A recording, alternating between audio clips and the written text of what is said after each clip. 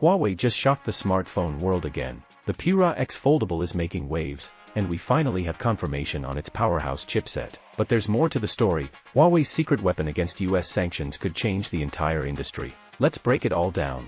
If you've been following our updates, you know that Huawei recently unveiled the Pura X, a side-opening foldable with a stunning 16:10 aspect ratio. But when it was announced, there was one huge mystery: what chipset is under the hood?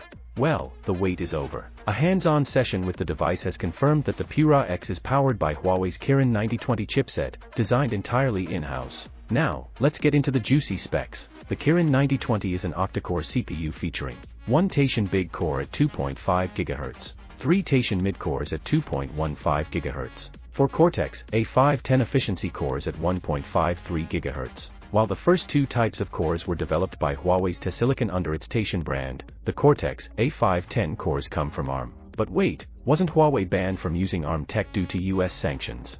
The answer lies in timing.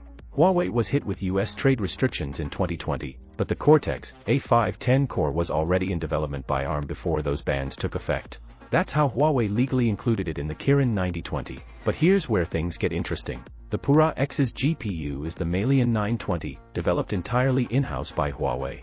Early reports suggest that while the CPU performance is top tier, the GPU lags behind flagship competitors like the Snapdragon 8 Gen 3 or Apple's A17 Pro.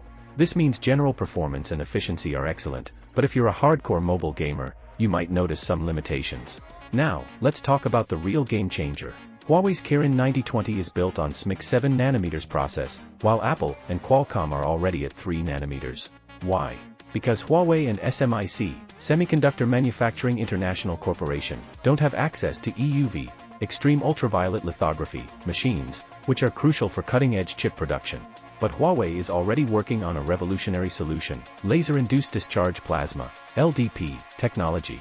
Reports from Dongguan suggest Huawei has successfully replicated the 13.5 nanometers wavelength needed for advanced chip manufacturing. If they crack this technology, they could potentially mass-produce 3 nanometers or even 2 nanometers chips, without relying on Western tech. Self-sufficiency. Huawei is proving they don't need foreign tech to stay in the game.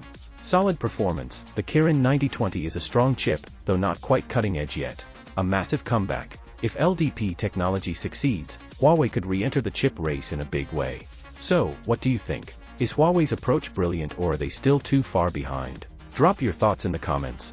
And if you want to stay ahead of all the latest Huawei news tech updates, make sure to like, subscribe, and turn on notifications. And I'll catch you in the next one. Stay blessed.